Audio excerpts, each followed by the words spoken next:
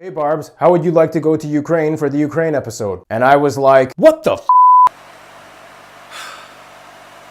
So the company Max got me in contact with was visitukraine.today. They basically sponsored this trip because they wanted to help me out with the Ukraine episode, which is awesome. Thank you so much, visitukraine.today. All right, so I'm here in Krakow.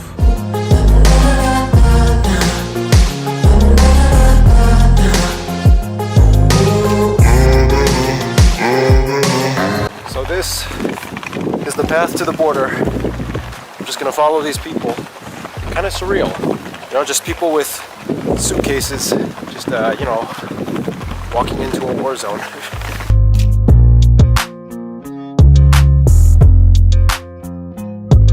Just crossed the border. I am now in Ukraine.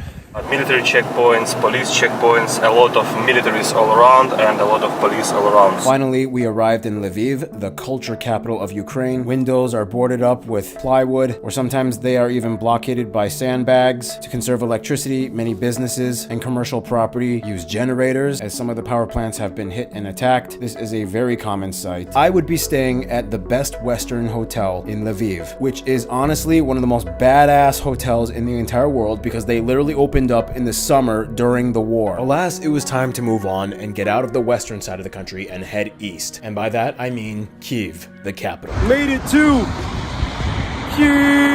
Here I would be staying at Hotel Bursa, right at the heart of the old town. This place was very charming, somewhat more of a younger crowd type of hotel. It has its own cafe and restaurant. Again, super nice staff. And of course, just like all the other hotels, if you need it, they have an underground bunker. And of course, my room was quite the spectacle. One rustic brick wall on the side and a beautiful bed. The Dnipro River, all the lights are turned off. All the street lights, everything is dark. The only lights are usually just coming from the cars, a few businesses.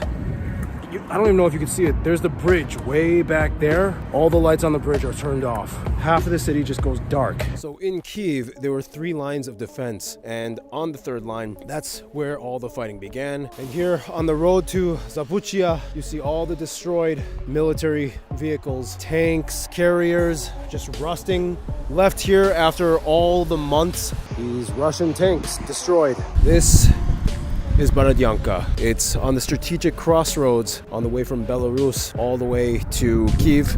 It was hit hard in February of 2022. The crazy thing is, people still live in these buildings. Destroyed bridge, a destroyed arts and culture center, rusting piles of cars that were destroyed within battles, Russian artillery boxes. The sites seem to be endless. Do not walk into the forests or any place off-road. Ukraine is now one of the most mined places in the world. Landmines pretty much everywhere. Is Irpin. Along with Bucha, it was where some of the bloodiest, most devastating battles happened. Bullet holes everywhere, aftermath, shelling. It's a lot. It's a lot to take in. It's a lot to see. It's a lot to witness. This is the reality of war. I can't believe this is what my life is now.